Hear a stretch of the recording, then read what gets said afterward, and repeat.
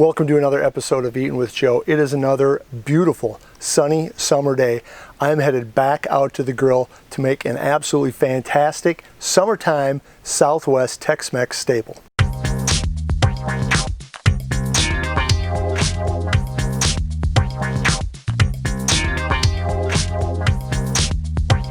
That's right, headed back outside for another Eatin with Joe episode. Before I do, I want to catch everybody up to where we've come so far. This is episode 24. I am nearly halfway through the tour of 50 states, eating the most iconic food from every state that I feature. Today, we're talking about the state of Arizona, and I'm going to make the quintessential, unofficial, official state food of Arizona, the chimichanga. Before I do that, here's a quick catch-up on the states I've talked about and the foods I've eaten thus far. If you see states that we haven't gotten to yet and you have some food suggestions that you'd like me to try, send them in the comments below. I promise I'll look at every comment made and respond to every single one. Of course, as always, I would really appreciate it if you would share with someone you think would like this video, and of course, if you would subscribe. If you do subscribe, remember to hit that notification bell. All right, since it's summertime, I'm gonna end up on the grill and I'm gonna enjoy these things in the beautiful sunshine. But before I do that, I gotta go inside and you'll see why. All right, we're back inside in the working kitchen. This is where it all begins, obviously. So we're starting with homemade tortillas, so much better than store-bought. And we're gonna get going here with a really, really simple recipe. Really straightforward, 3 cups of flour, 2 teaspoons of baking soda, 2 teaspoons of salt, 3/4 cup of shortening, and then 3/4 cup of really hot water, about as much as you can stand to the touch. These measurements are right on, but it's not exactly scientific. If it's too sticky, add a little flour. If it's not sticky enough, add a little shortening. Just make it happen. All right, all the ingredients are in. Here comes the hot water. Just hot enough where I can work with it with my hands. So this is where it gets messy. This is also where it gets tasty.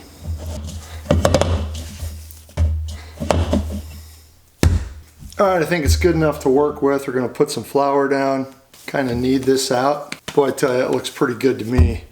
Just gonna make it so we can roll this out, not have it stick to the roller. Maybe a little more flour. Again, really scientific here. All right, so you mix it into a ball. When you think it's ready to go, let that all settle down, let it sit for an hour. All right, 1 hour later, let's check it out. Looks good to me. All right, so I'm gonna divide this into, let's go with a dozen. Make it easy. Scientifically measured, perfect proportions.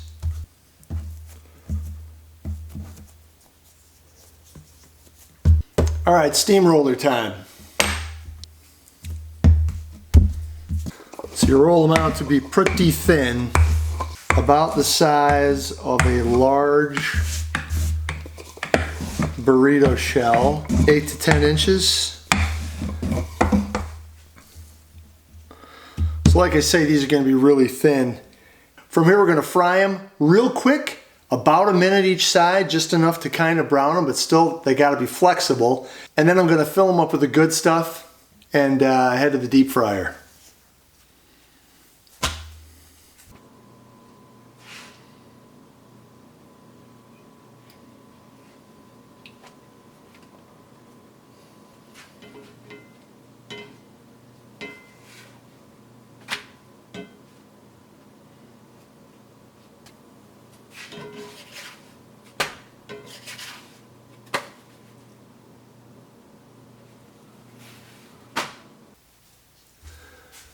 All right, there we go.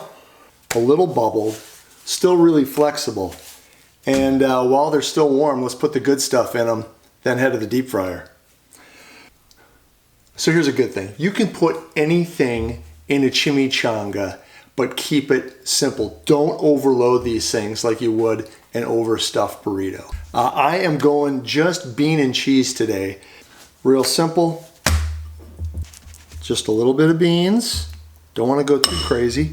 Put that cheese right on there. Block of cheese, not shredded cheese.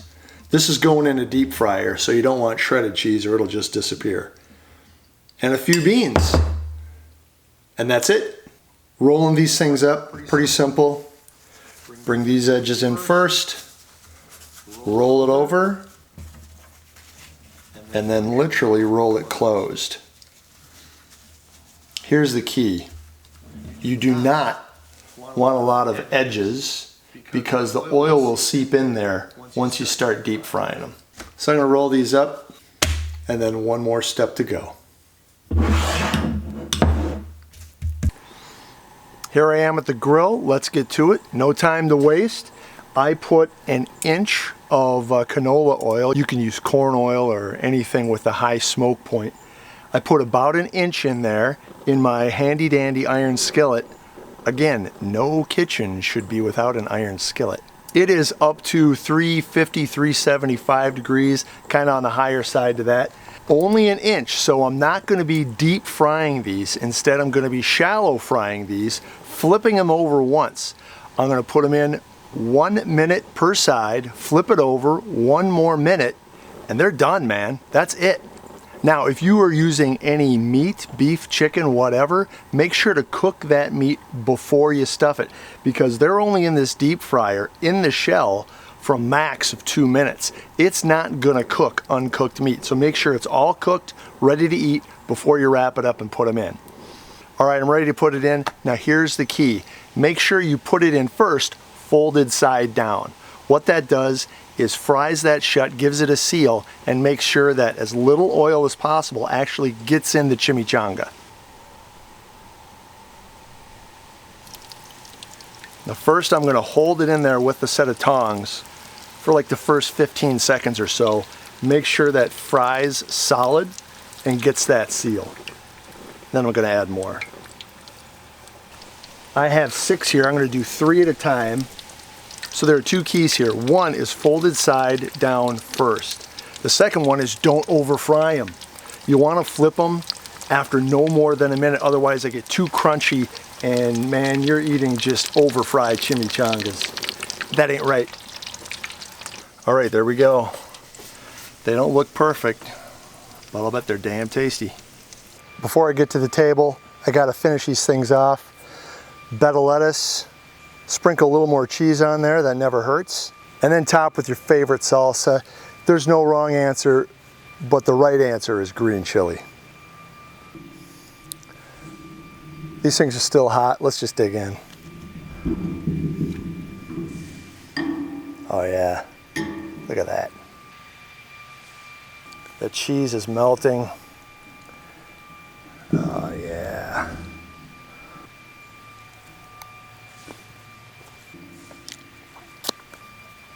That's what I've been waiting all week for. Said it before, I'll say it again. Homemade is always the better option. These tortillas are unbelievable. Why did I choose the chimichanga? And what's the relation to Arizona? There are 2 stories about the origins of the chimichanga. Both of those stories go back to Tucson, Arizona and Phoenix, Arizona. So in the US, the chimichanga obviously started in Arizona. First story goes back to a place called the El Charro Cafe. El Charro is in Tucson, Arizona. Started back in 1922. And the woman that owned it supposedly dropped a burrito in a deep fryer by mistake. There are no mistakes. There's only happy accidents. Anyway, this is a family-owned restaurant. And so there were lots of kids running around. So instead of swearing, she yelled out chimichanga, which is basically a nonsense word that means whatchamacallit or thingamajig. She took it out, they ate it, it was delicious, end of story. The other story goes back to Phoenix, restaurant called Mikayo. Started back in the 30s, and supposedly the owner of that place made these on purpose. He had some old burritos and they weren't getting eaten, so he deep fried them to serve them the next day. The chimichanga was born.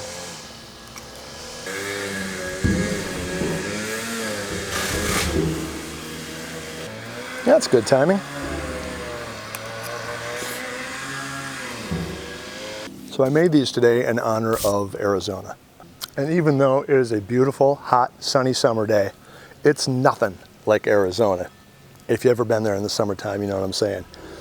Not only does Arizona have the most days per year over 99 degrees, it's not even close. It blows away number 2. Phoenix has the highest average temperature of any major city in the US. Hotter than Miami, hotter than Houston, hotter than New Orleans. It's just hot. It's like equator hot. It's like Tarzan hot. It's like Cool Hand Luke hot. All right, so what did we learn today? 3 things. 1, sometimes messy equals delicious. And 2, it doesn't have to be perfect, it just has to be tasty. And when you can, homemade is always better than store-bought. Thanks for joining me. I appreciate everybody who's watching right now. Please remember to like, please remember to share if you know of anybody you think might like this video. And as always, remember to subscribe, hit that notification button so you never miss another episode. Until next time, stay cool.